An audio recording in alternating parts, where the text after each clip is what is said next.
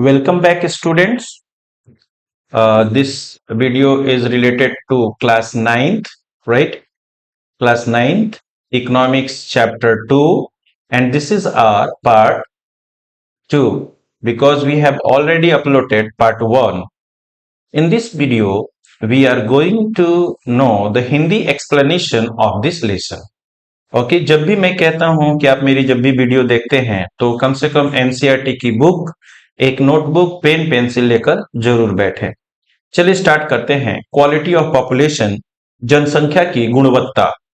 The quality of population depends upon the literacy rate. इसको underline जरूर करें। Health of a person, life expectancy and skill formation acquired by the people of the country.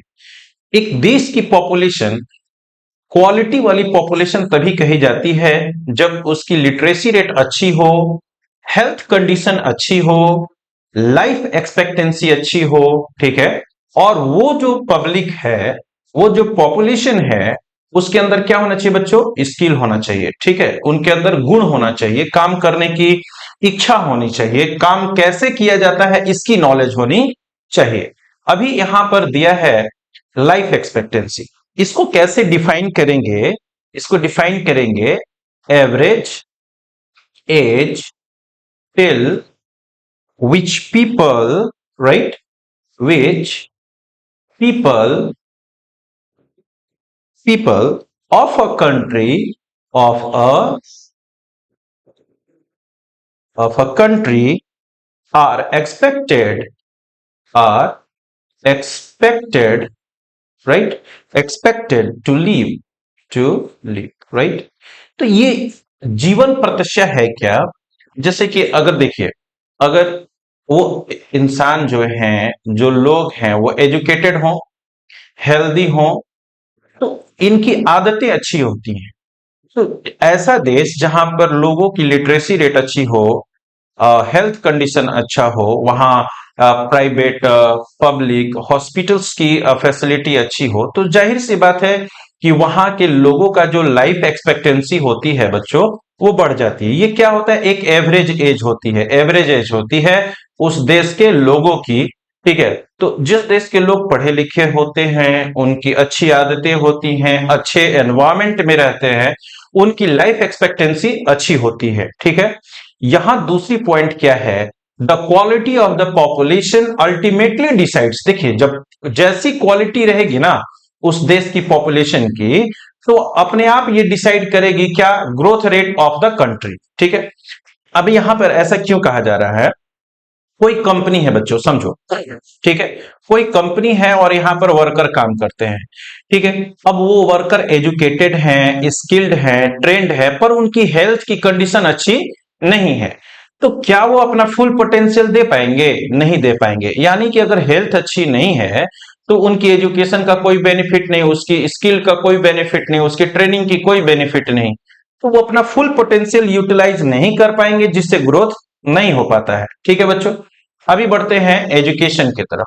अच्छा, average जो life expectancy के बारे में बात कर रहे थे बच्चों, एक पॉइंट और नोट करना कि ये जो लाइफ एक्सपेक्टेंसी है, ये it is an important determinant of the, right, of the human development of a country माना जाता है इसको, ठीक है। एचडीआई के थ्रू इसको एक इंपॉर्टेंट डिटर्मिनेंट समझा जाता है लाइफ एक्सपेक्टेंसी को, तो ये ध्यान रखिएंगे।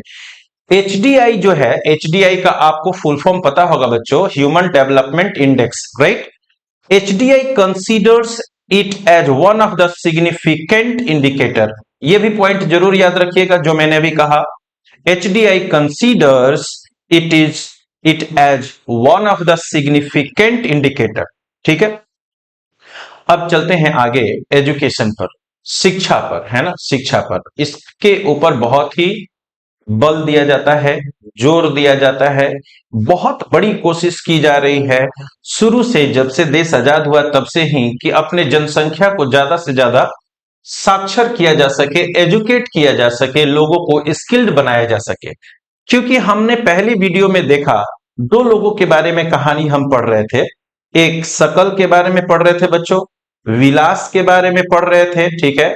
और उसके साथ साथ हमने एक देश जापान के बारे में भी देखा कि वो कैसे इतना जल्दी डेवलप हुआ।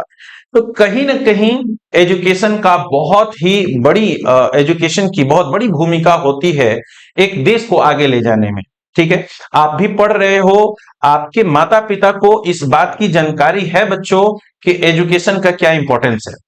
Suckles education in the initial years of his life bore him the fruits in the latter years in terms of good job. सकल शुरू में तो मेहनत करना पड़ा, एजुकेशन पे खर्च करने पड़े, कॉपी है, किताब है, पेन है, पेंसिल है, बैग है, बहुत सारे खर्चे होते हैं। लेकिन आने वाले समय में उसी एजुकेशन का, उसी स्किल का वो इस्तेमाल करके अर्निंग के रूप में उसको बेनिफिट होती है, ठीक है। उस अर्निंग से यानी कि उसकी सैलरी से फिर उसके परिवार का पालन पोषण होगा और भी समाज के लोगों को लाभ इनडायरेक्टली मिलता है। We saw education was an important input for the growth of Sakal. It open new horizon for him, provided new aspirations and developed values of life. देखिए, मैं बार बार कहता हूं, मैंने पिछली वीडियो में कहा कि आप एजुकेशन के साथ साथ अपनी क्वालिटी को इंप्रूव कीजिए बच्चों। क्वालिटी इंप्रूव्ड होगी तो आपको बेनिफिट जरूर होगा और आपके साथ साथ आपके रहने वाले जो लोग हैं वो भी इनडायरेक्टली उनको भी उसका फायदा मिलता है ना। लाइफ स्टैंडर्ड, जो लिविंग स्टैंडर्ड है उसमें भी अच्छी सुधार आती है। आप हाइजीनिक कंडीशन में रहते हो, अच्छे घरों में रहते हो, साफ सुथरे घरों में रहते हो, ठीक है। Not only for Sakal, education contributes towards the growth of society also. It enhances the national income. अब देखिए, मैंने कहा ना कि उसका सीधा सीधा असर पड़ता है नेशनल इनकम पर। कल्चरल रिचनेस, यहां कल्चरल रिचनेस क्या है कि लोग जो पढ़े लिखे हैं वो अपनी संस्कृति को, अपनी सभ्यता को अच्छी तरीके से समझते हैं। देखिए, हम पढ़ने लिखने का मतलब क्या, मॉडर्न हो गए। मॉडर्न होने का मतलब क्या है कि दूसरे के कल्चर को फॉलो करेंगे, दूसरे के ट्रेडिशन को फॉलो करेंगे, नहीं, ऐसी बात नहीं होनी चाहिए। देखिए, मैं सीधी सीधी बात जानता हूं कि हमारी जो संस्कृति है, हमारी जो सभ्यता है, उस वृक्ष के जड़ की तरह है, ठीक है, जो इसको पोषण दे रहा हो, ठीक है। अगर इस जड़ को काट दिया जाए और इस वृक्ष को अलग कर दिया जाए इसके जड़ से बच्चों, तो इस वृक्ष का कोई अस्तित्व नहीं रह जाता है। उसी तरह से मानव के जीवन में उसकी संस्कृति, उसकी सभ्यता, उसकी परंपरा का यही योगदान है, जिस तरह से इस जड़ का महत्व है इस वृक्ष के लिए, ठीक है। तो कल्चरल रिचनेस जो होती है वो बढ़ती जाती है। यहां कल्चरल रिचनेस के बारे में अगर देखें तो हम समझ सकते हैं, इसको थोड़ा सा मैं डिफाइन कर दूं। एजुकेशन क्या करता है, education socialise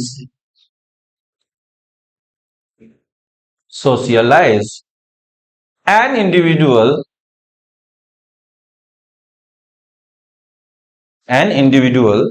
in one hand, right,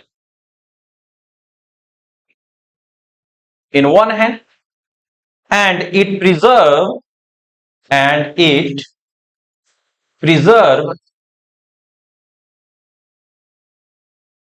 preserves, right, transmits transmits and transmits and promotes the culture promotes the culture of a society, of a society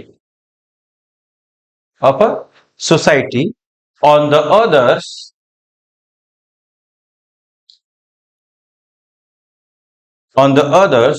education education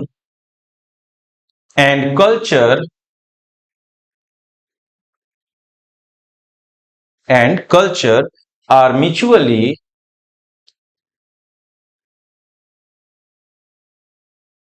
interwoven, WOVN। ये देख रहे हैं आप, एजुकेशन का जो है लोगों के अंदर सभ्यता भरता है, लोगों को संस्कारिक बनाते हैं, ठीक है। और कहीं ना कहीं जब व्यक्ति शिक्षित हो जाए, समझदार हो जाता है, तो उस क्षेत्र का जो कल्चरल रिचनेस है वो अच्छी तरीके से ग्रोथ होने लगता है। ठीक है। और ये फिर एक जनरेशन से दूसरी जनरेशन में एक शिक्षित व्यक्ति ही समाज को मजबूत बनाने का काम करता है। समाज को तोड़ने का काम तो वो करते हैं जो अशिक्षित हैं, जिनके पास कोई शिक्षा नहीं है। अब देखिए, मेरे कहने का अर्थ ये हुआ, देखिए, just I am not going to talk about degree holder persons, okay. मैं डिग्रीधारी व्यक्तियों के बारे में बात नहीं कर रहा हूं, मैं ओरिजिनली जो एजुकेटेड है उनके बारे में बात कर रहा हूं। अब ऐसा ना हो कि बीए बीएससी कंप्लीटेड है, आप मास्टर डिग्री कंप्लीट कर चुके हैं and you have no idea how to talk, how to manage your society, then you are not educated person, you are only a degree holder person. Okay, so this society, there is no need of degree holder person. This society needs educated person in a real way. Okay, so education क्या करेगा? Rich cultural richness को बढ़ावा देता है and increase the efficiency of government. There is a provision made for providing universal access, retention and quality in elementary education with a special emphasis on girls. समय बदलता गया है ना, जहां सिर्फ और सिर्फ मेल को ही व्यवस्थाएं मिल रही थी, सुविधाएं मिल रही थी। शिक्षित होता गया समाज, और समाज के अंदर यह समझदारी आई कि कहीं ना कहीं हमारा जो फीमेल वर्ग है इसको भी आगे बढ़ने का मौका देना चाहिए। सवाल यहां पर एक चीज ये है कि हम कौन होते हैं महिलाओं को अधिकार देने वाले, और हम कौन होते हैं उनसे अधिकार को छीनने वाले। इस प्रकृति में हम दोनों एक समान थे और एक समान रहना भी चाहिए। वो सारे काम हमें करने हैं आज नहीं तो कल, जिससे हमारा समाज कल को मजबूत बनेगा। ठीक है, तो आने वाले समय में बदलाव आए और आप देखेंगे कि आज लड़का और लड़की में भेदभाव नहीं किया जा रहा है। यहां आप जो ग्राफ देख रहे हो बच्चों, एक सामने आपकी स्क्रीन पर दिखाई दे रहा होगा ग्राफ 2.1 लिटरेसी रेट का ट्रेंड्स दिखाया जा रहा है पोस्ट इंडिपेंडेंट इंडिया में, आजादी के बाद। यानी कि 1951 में हमारी लिटरेसी रेट कितनी परसेंटेज थी, ये एवरेज है। यहां देख रहे हैं ब्लू कलर से पर्सन्स, रेड कलर से मेल और लगभग हल्का ग्रीन कलर से फीमेल के बारे में इंडिकेट किया जा रहा है। तो यहां देखिए 1951 में भी मेल की लिटरेसी रेट फीमेल्स की अपेक्षा ज्यादा थी, यहां भी ज्यादा है 1961 में, 1971 में भी और ज्यादा है। ठीक है, ये एवरेज है दोनों का। ब्लू कलर से जो दिखाया जा रहा है वो एवरेज है। 1991, 2001, 2011 में देखे तो लगभग थोड़ा बहुत का अंतर रह गया है बच्चों। 2017 में देखे थोड़ा बहुत का अंतर रह गया है। इसी अंतर को तो मिटाना है। लड़का लड़की दोनों को शिक्षा देना आवश्यक है। आज के अभिभावक भी बहुत समझदार हो चुके हैं, अपने लड़कों के साथ साथ अपनी बेटियों को भी शिक्षित करने का प्रयास जो कर रहे हैं, उनके लिए एक सलामी तो जरूर बनती है वैसे अभिभावकों के लिए जो अपने लड़का और लड़की में भेदभाव नहीं करते हैं। ठीक है, आज देखें कि महिलाएं हर पोजीशन पर हैं, हर डिपार्टमेंट में आपको मिलेंगी, और ये देश के लिए बहुत अच्छी चीज है। आगे बढ़ते हैं हम। There is also an establishment of a pay setting of a school like Navodaya Vidyalaya in each district.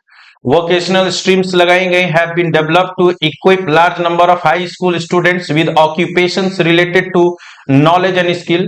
अब सिर्फ किताबी शिक्षा पर बल नहीं दिया जा रहा है, अब भारत के लगभग हर राज्य में ऐसी व्यवस्था की जा रही है कि बच्चों को जो 10th में पढ़ रहे हैं, 11th में पढ़ रहे हैं, मतलब 10th पास आउट करने के बाद उनको किताबी नॉलेज के साथ साथ उनको ट्रेनिंग दिया जाए, उनको स्किल्ड बनाया जाए, ताकि वो आगे चलकर अपने पैरों पर खड़े हो सके, अपने परिवार की जिम्मेवारी को संभाल सके, है ना।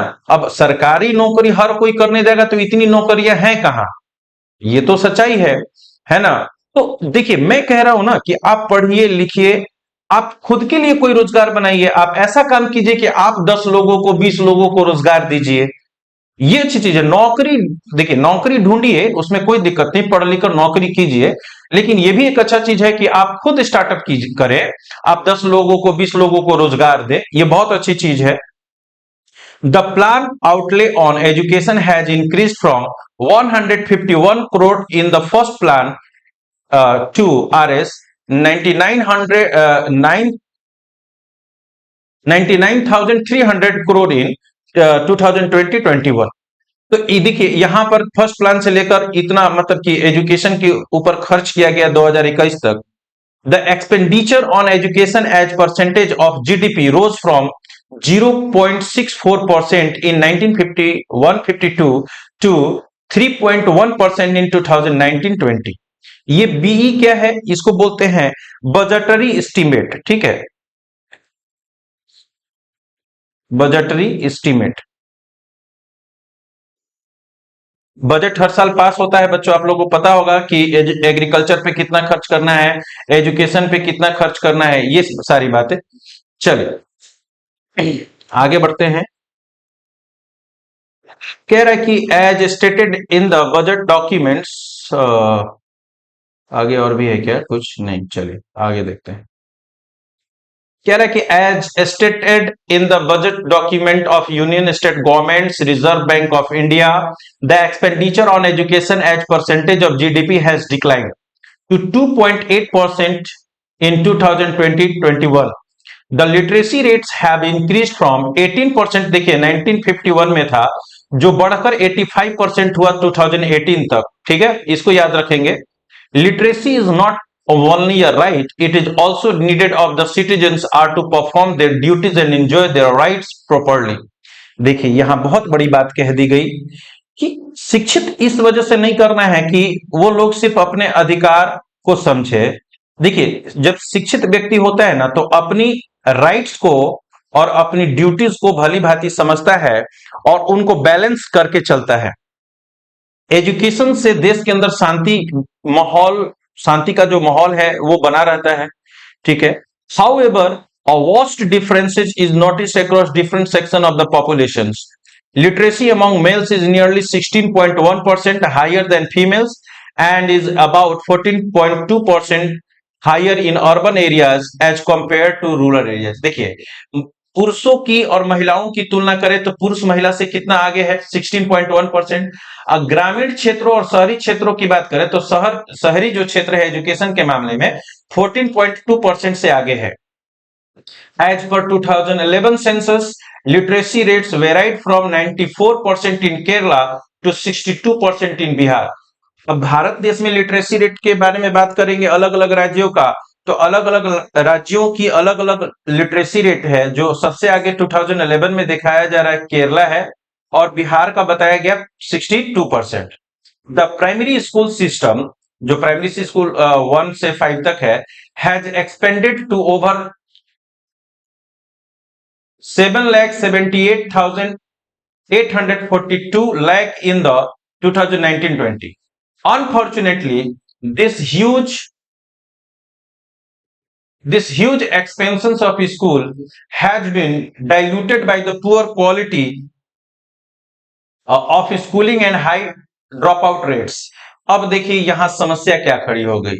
सरकार तो चाह रही है लोगों को एजुकेट करने के लिए, स्कूल्स की, प्राइमरी स्कूल्स की, मिडिल स्कूल्स की, ठीक है, हाई स्कूल्स की, कॉलेज की, यूनिवर्सिटीज की, सबकी व्यवस्था की गई, पर अभी भी जो लक्ष्य रखा गया वो लक्ष्य अभी तक भारतीय सरकार को हासिल नहीं हो पाएगी। कारण ये है, देखिए जमीनी स्तर पर देखा जाए तो बच्चे, परिवार बड़े हैं, अब क्या हो रही है कि गरीबी है, तो ज्यादा दिनों तक बच्चों को पढ़ाया नहीं जा पा रहा है। वो बच्चे क्या करते हैं, किसी तरह से 10th पास आउट करते हैं, फिर दूसरे राज्यों में काम करने के लिए चले जाते हैं, क्योंकि परिवार में हर सदस्य को कमाना ज्यादा जरूरी हो गया है, खर्चे बढ़ रहे हैं, महंगाई बढ़ रही है, तो बच्चे बीच में ही पढ़ाई छोड़कर दूसरे राज्यों में काम करने के लिए एज ए मजदूर चले जाते हैं।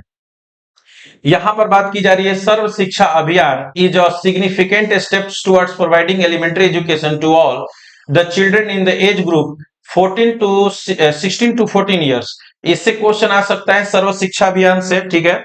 इसका जो मोटो है एजुकेशन फॉर ऑल, ठीक है, एजुकेशन फॉर ऑल, राइट, इसको ध्यान में रखेंगे। और ये इसका जो एम है, ठीक है, एम जो है सर्व शिक्षा अभियान का, यूनिवर्सलाइजेशन ऑफ एलिमेंट्री एजुकेशन, और ये टाइम बाउंड मैनर है, टाइम बाउंड मैनर है, इसको ध्यान में रखेंगे। और जो ये चला था वो आपको 86th जो है अमेंडमेंट हुआ था,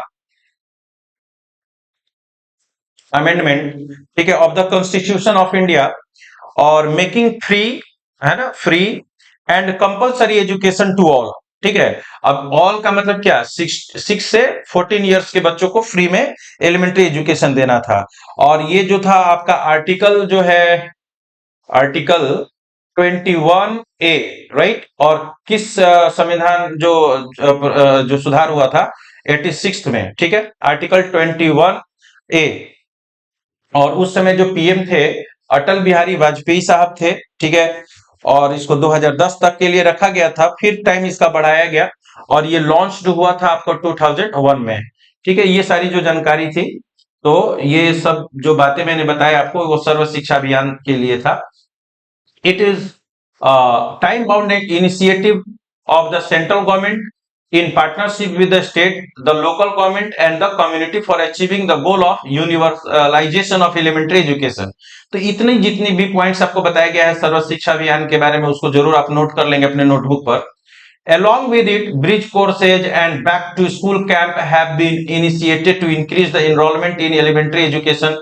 तो बच्चों के अंदर स्कूल की तरफ फिर से उनको वापस दोबारा लाने के लिए कई तरह के प्रोग्राम स्थापित किए गए, ताकि जो गार्जियन है, अभिभावक है, तो समाज में कई तरह के लोग हैं ना, मजदूर हैं, छोटे मोटे काम करने वाले हैं, तो उनके लिए बहुत बड़ी चैलेंजिंग काम बन जाता है कि हम अपने बच्चों को कैसे शिक्षित करें। सरकार ने हर वो अपना प्रयास किया जिससे कि बच्चों को, अपने समाज के बच्चों को शिक्षा ज्यादा से ज्यादा दी जा सके, है ना। इसमें थोड़ी बहुत जो है अभिभावकों को भी आगे बढ़कर इसमें काम करना चाहिए, इसमें आगे बढ़कर कदम उठाना चाहिए, ठीक है, कि बच्चों की पढ़ाई पर जरूर ध्यान देनी चाहिए, है ना। Mid day meal scheme has been implemented to encourage attendance and retention of children and improve their nutritional status। अब मिड डे मील जो है, मध्याह्न भोजन जो है, स्कूलों में स्टार्ट किया गया, ये शायद 15 अगस्त 1955 से, ठीक है, 15 अगस्त 1995 से स्टार्ट किया गया। अच्छा, क्यों स्टार्ट किया गया था, इसके पीछे जहां तक मेरी जानकारी है ये रीजन था कि जैसे कोई मजदूर है तो सुबह सुबह उठकर वो हस्बैंड वाइफ दोनों काम पर चले जाते थे, और बच्चे जो रहते वो घर पे रह जाते थे। अब खाना मिलेगा भैया, दिन भर कोई बच्चा स्कूल में कैसे भूखे रह जाएगा।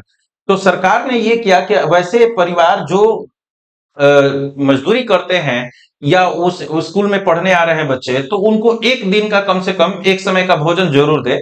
इस वजह से मिड डे मील स्टार्ट किया गया था। दो चीजें, एक तो भोजन की वजह से स्कूल बच्चे आएंगे तो वो सीखेंगे कुछ ना कुछ, और भोजन की भी क्वालिटी अच्छी रखी गई ताकि उनके हेल्थ का कंडीशन भी सुधारा जा सके, है ना। आप देखेंगे सरकार की बहुत अच्छी पहल थी। अब हर बात में सरकार को दोषी ठहराना ये तो गलत बात है। सरकार ने वो पॉलिसी लागू की, हम लोग उसको फॉलो करा रहे हैं, जो उससे रिलेटेड डिपार्टमेंट है उनको समय समय पर मॉनिटरिंग करने की जरूरत है कि हाँ ये पॉलिसी जो है वो ठीक ठाक स्कूलों में चल रही है कि नहीं चल रही है ना। तो हर स्टेप पर लोगों की जो है ऑनेस्टी जरूरी है, तभी जाकर वो काम सही ढंग से हो पाएगा। अब लोग कई बार मैंने सुना है कि मिड डे मील के बारे में लोगों ने कहा कि ये सही नहीं है, ये नहीं है, वो नहीं है। तो बात करने से नहीं हो जाएगी सर, हर किसी की जो रिस्पॉन्सिबिलिटी है उस रिस्पॉन्सिबिलिटी को सही ढंग से पूरा कीजिए ना। सरकार तो अपना काम कर ही रही है ना। सरकार को हर बार दोषी ठहराना, अब आपके घर में वो थाली में भोजन लाकर थोड़ी देगी सरकार, कम से कम मानव में जन्म लिए हैं तो इतना तो करना पड़ेगा ना। ये सिर्फ देश सरकार का थोड़ी है, ये देश आपका भी है। अधिकार की बात आती है तो आप पहुंच जाते हैं, हम पहुंच जाते हैं, और जब अपने कर्तव्यों की बात आती है तो हम पीछे हो जाते हैं। तो ऐसे थोड़ी देश आगे बढ़ेगा। इसमें हर व्यक्ति को अपनी जो भूमिका है, अपनी जो ड्यूटी है उसको सही ढंग से पूरी करनी पड़ेगी। आइए आगे देखते हैं। The gross in enrolment ratio in higher education in the age group of 18 to 23 years in is 27% in 2019-20। which would be broadly in line with world average. The strategy focus on increasing access, quality, adoption of state specific curriculum modification, vocalizations and networking of the use of information technology. हर तरह की शिक्षा देने पर सरकार जोर दे रही है। अब बच्चे स्कूलों में नाम इनरोलमेंट करा लेते हैं, वो कहीं और जाकर काम कर रहे हैं, एग्जाम देने के टाइम पर पहुंचेंगे। इसमें कहीं ना कहीं कड़ाई से इन नियमों का पालन होना चाहिए, है ना। आप ऐसा नहीं कि एडमिशन लेकर और कहीं दूसरे जगह चले जा रहे हैं। बच्चे कॉलेजेस में एडमिशन ले रहे हैं और जाकर कहीं दूसरे स्टेट में काम कर रहे हैं, उनकी मजबूरी भी है। भैया सिर्फ और सिर्फ काम करने, आप सिर्फ नाम नोट करा दिए हैं, आप एडमिशन ले लिए हैं, आप पढ़ नहीं रहे हैं, तो फिर उस डिग्री का क्या महत्व रह जाएगा? किताबों में तो बहुत सारी बातें हैं, फिर आप सीखेंगे कब उन चीजों को? और जो गरीबी है, पॉवर्टी है, इसके पीछे ये भी रीजन है। तो कुल मिला जुलाकर सरकार देखिए हर चीज को, गरीबी को मिटाने का काम कर ही रही है, अशिक्षा को मिटाने का काम कर ही रही है। कहीं ना कहीं सरकार के नीचे के जो लोग हैं, जिनके ऊपर ये रिस्पॉन्सिबिलिटी है, और हम जो जनता है, हमारे ऊपर भी जो रिस्पॉन्सिबिलिटी है, उसको सही ढंग से काम करना पड़ेगा, तभी ये सारी समस्याएं दूर होंगी। अब सरकार कोई योजना लाती है गरीब लोगों के लिए, उसमें जो गरीब नहीं है वो भी हाथ पसार के खड़े हो जाते हैं कि नहीं नहीं भैया, हम बहुत ज्यादा गरीब हैं। तो जो आपका हक है उसी के लिए लड़िए ना सर। दूसरे की लाइन में आप क्यों लग रहे हैं? दूसरे का हक क्यों मार रहे हैं? इससे देश आगे नहीं बढ़ने वाला है। देश के पास जो रिसोर्सेज है, ऐसा थोड़ी है कि कुबेर जी भारत में आके बैठे हुए हैं कि आप कितना भी मेरे से ले लो, कोई कम नहीं होने वाला है। जो हमारे पास रिसोर्स है, इस देश के अंदर जो रिसोर्स है वो इतना है। गांधी जी ने भी कहा था कि हमारे पास इतनी रिसोर्स है जो लोगों की बेसिक नीड्स को पूरा कर पाए, उनके लालच को तो कभी नहीं पूरा किया जा सकता है।